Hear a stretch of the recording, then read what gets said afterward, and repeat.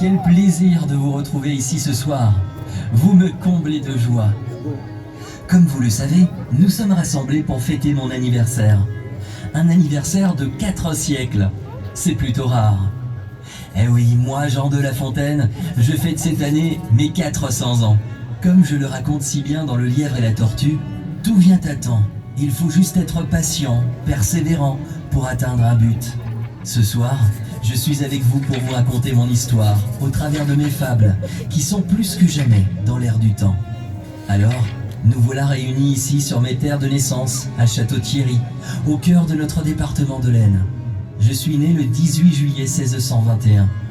Ma mère était issue de la noblesse et mon père surveillait les terres de notre duché avec la fonction de maître des eaux et des forêts. J'ai suivi son chemin pendant quelques années, mais je ne trouvais mon bonheur que dans les mots, les vers et la poésie. J'aimais notre langue et j'aimais jouer avec elle. Je me suis régalé à étudier les plus grands, Phèdre, Virgile, Horace, Homère, Platon ou encore Rabelais, pour n'en citer que quelques-uns. J'ai vécu longtemps entre la capitale et ma bonne ville de Château-Thierry, où se trouve ma maison familiale. Les plaines et les forêts de ma campagne axonaise, peuplées d'animaux sauvages ou domestiques, ont d'ailleurs inspiré plusieurs de mes fables. Je me suis marié à 26 ans avec Marie Ricard. Elle était belle, spirituelle et sage. Notre fils, Charles, naquit en 1653. Ma vie fut une distraction continuelle, même si je ne recherchais pas à festoyer avec la société. Et pourtant, ma présence était recherchée des intellectuels et des grands de mon époque, et du roi Louis XIV. Je fréquentais Molière, Boileau, Racine. Notre passion des mots nous réunissait. J'ai d'ailleurs été admis à l'Académie française en 1684. Saviez-vous que les fables sont racontées et écrites depuis la préhistoire ? Pour certaines fables, j'ai été inspiré par Ésope, un auteur grec, né 600 ans avant Jésus-Christ. Mais qu'est-ce qu'une fable ? C'est une histoire courte, écrite en vers et qui donne une leçon de vie de manière légère. Elle met en scène des personnages, souvent des animaux opposés. Un lièvre et une tortue, un corbeau et un renard, une grenouille et un bœuf. Un des personnages est sûr de lui, fort ou riche. L'autre apparaît comme faible, mais un événement renverse la situation et la fable exprime alors une morale. Une leçon de vie sur le bien et le mal, sur ce qu'il faut faire ou ne pas faire. Je suis sûr que vous m'avez déjà cité pour faire la morale à quelqu'un. Mon premier recueil de fables a été publié en 1668. Il était dédié au grand dauphin, fils du roi. Mes fables font partie des livres français les plus célèbres. Qui n'a pas étudié sur les bancs de l'école le corbeau et le renard, la cigale et la fourmi, le lièvre et la tortue, les deux coqs, le loup et l'agneau, le pot de fer et le pot de terre, le chêne ou le roseau, pour n'en citer que quelques-unes parmi mes fables célèbres. C'est difficile de résumer en quelques mots toute une vie dédiée à l'amour des mots. Âgé de 74 ans, je suis parti rejoindre le paradis des poètes le 13 avril 1695. J'ai été inhumé au cimetière des Innocents aux côtés de Molière. Ce lieu sera toujours sacré pour les poètes et pour les gens de goût.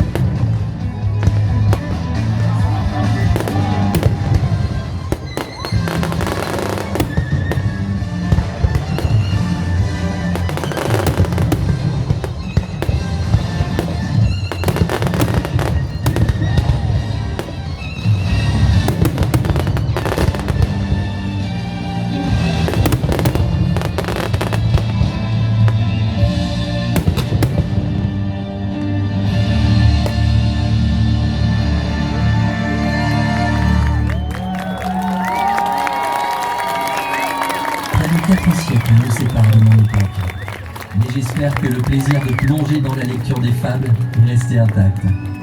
Leur inventivité, leur fraîcheur, leur morale siècle après siècle ne doit pas vous laisser indifférent. Je me suis aperçu qu'elles étaient plus que jamais d'actualité. Ce soir, je vous laisserai sur la morale de la fable La poule aux œufs d'or, que j'ai écrite en 1668. Je vous mets en garde depuis 400 ans déjà sur le fait de vouloir amasser toujours plus de richesses. Il ne sert à rien de vouloir toujours plus. Il vaut mieux profiter du moment présent que d'imaginer trouver des trésors qui n'existent pas.